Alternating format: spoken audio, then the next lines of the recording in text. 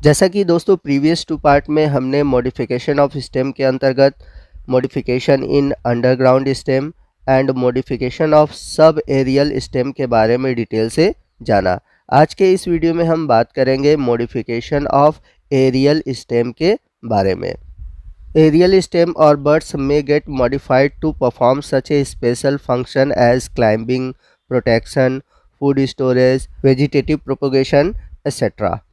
तो जो aerial stem होता है इसका जनरली मॉडिफिकेशन होता है पौधों में क्लाइंबिंग के लिए, प्रोटेक्शन के लिए, फूड स्टोरेज के लिए या फिर वेजिटेटिव रिप्रोडक्शन के लिए।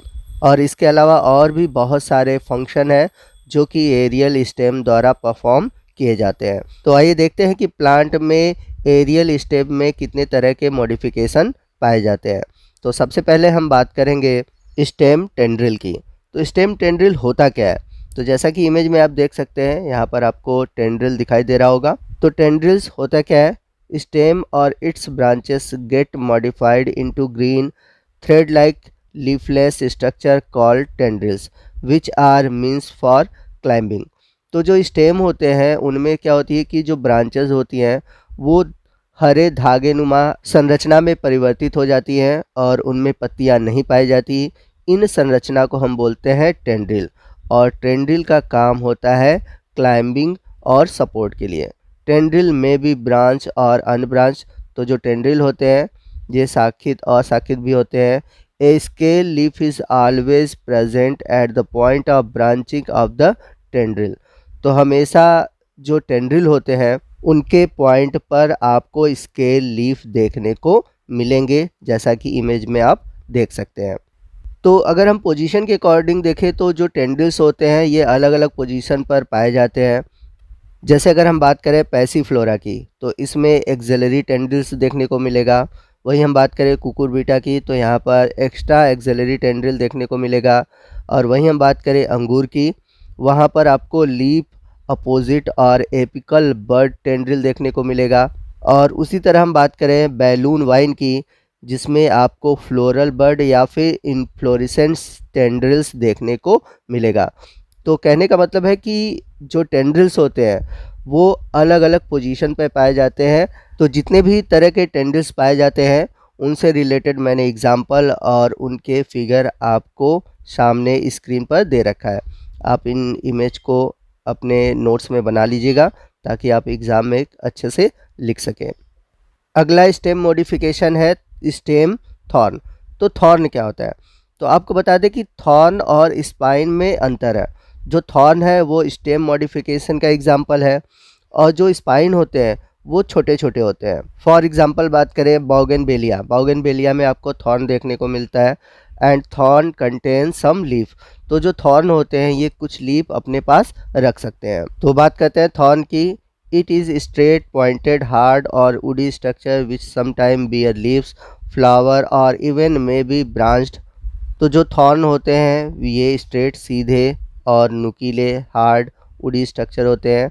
कभी कभी ये पत्तियाँ, फ्लावर भी अपने पास रखते हैं, और ये ब्रांच और अनब्रांच दोनों तरह के हो सकते हैं। तो थॉर्न के जो फंक्शन है अगर देखा जाए तो जो ग्रेजिंग एनिमल है उनसे प्रोटेक्ट करने के लिए पाए जाते हैं। जैसे एग्जांपल के रूप में हम बात करें बोगनवेलिया में। आइए चलते हैं एरियल स्टेम मॉडिफिकेशन के अगले टाइप की ओर, जो कि है फाइलोक्लेड। बहुत ही इंपॉर्टेंट है और आपके एग्ज़ाम में इससे बहुत ही क्वेश्चन पूछे जाते हैं। तो फाइलोक्लेड होता क्या है? तो आप सभी ने ओपनसिया यानी कि नागफनी के पौधे को देखा होगा। इसमें आपको फ्लैटेड स्टेम देखने को मिलता है। तो ये जो फ्लैटेड स्टेम है यही है फाइलोक्लेड। तो ओपनसिया में आप देखेंगे तो जो इनका जो लीफ है वो स्पाइन लाइक स्ट्रक्चर में हो जाता है, यानी कि कार्टोनिमा स्ट्रक्चर में बदल जाता है।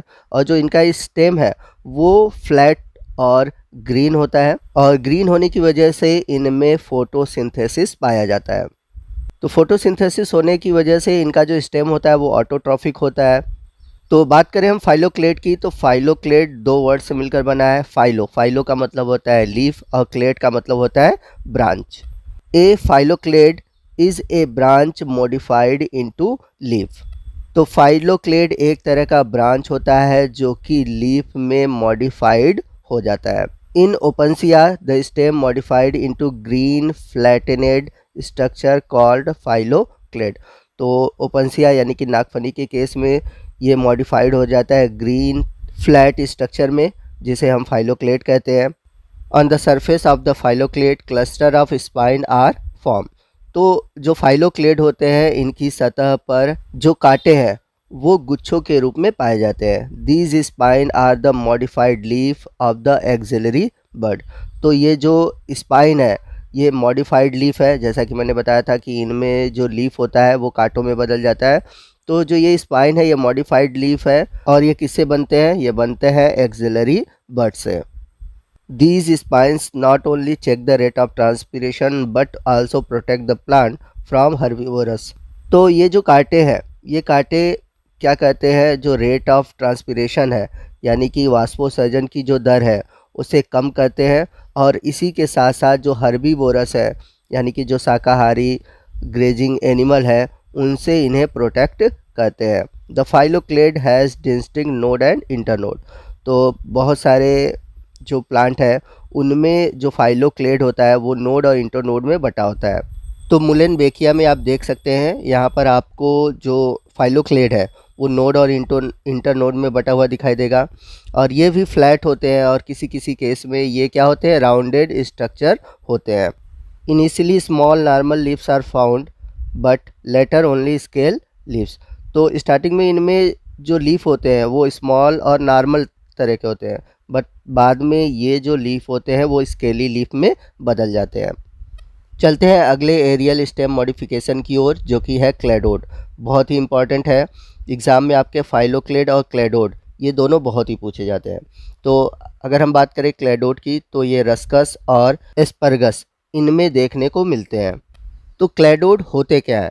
Mostly one internode long with leaves reduce to scale और मॉडिफाइड इनटू स्पाइंस। तो क्लेडोड में होता क्या है कि इनमें जनरली आपको एक इंटरनोड मिलेगा जो कि बहुत ही लंबा होगा, और इस इंटरनोड पर आपको रिड्यूस लीफ देखने को मिलेंगे, और ये जो लीफ होंगे ये रिड्यूस होकर स्केली हो जाएंगे या फिर मॉडिफाइड हो जाएंगे स्पाइंस में। तो फाइलोक्लेड की भांति जो क्लेडोड है ये भी ग्रीन और फोटोसिंथेटिक स्टेम है। आइए चलते हैं एरियल स्टेम मॉडिफिकेशन के अगले टाइप की ओर, जो कि है बल्बिल। तो जैसा कि इमेज में आप देख सकते हैं ये लीफ है और नीचे वाला पोर्शन स्टेम है। तो यहाँ पर जो एक्सिलरी स्टेम है यहाँ पर आपको एक फूला हुआ भाग दिखेगा जो कि है बल्बिल, और बल्बिल में एक टेंडेंसी होती है कि अगर ये गिरता है तो नए प्लांट के फॉर्मेशन की क्षमता रखता है। तो बल्बिल है क्या? तो bulbil is a special multicellular body essentially meant for reproduction. तो बल्बिल जो है ये एक स्पेशल मल्टीसेलुलर बॉडी स्ट्रक्चर है जिसका जनरली यूज़ है रिप्रोडक्शन में। In agave the floral bud are modified into bulbils. तो एगेव में होता क्या है कि जो फ्लोरल बर्ड होती हैं वो मॉडिफाइड हो जाती हैं बल्बिल्स में। These bulbils get detached come to contact with soil and develop into new plants. तो ये जो बल्बिल्स होती हैं ये प्लांट से अलग होती हैं और सॉइल के कांटेक्ट में जाते ही नए प्लांट का फॉर्मेशन कर देते हैं। वही हम बात करें डायस्कोरिया की, तो इनमें जो बर्ड होता है वो एक्सिलरी होता है, ठीक है, यानी कि एक्सिलरी बर्ड से बल्बिस का फॉर्मेशन होता है, इस बात को याद रखिएगा। और एगेव में फ्लोरल बर्ड से फॉर्मेशन होता है बल्बिल्स का। ये एग्जाम्पल पूछे जाते हैं। तो इस वीडियो के साथ हमारा स्टेम मॉडिफिकेशन का जो पॉइंट था वो ख़त्म होता है। आने वाले वीडियो में हम बर्ड मॉडिफिकेशन को डिटेल से जानेंगे। तो आपको आज का वीडियो कैसा लगा कमेंट करके ज़रूर बताइएगा। वीडियो अच्छा लगा हो तो वीडियो को लाइक और शेयर करना मत भूलिएगा। तो मिलते हैं अगले वीडियो में अगले टॉपिक के साथ। तब तक के लिए जय हिंद, जय भारत।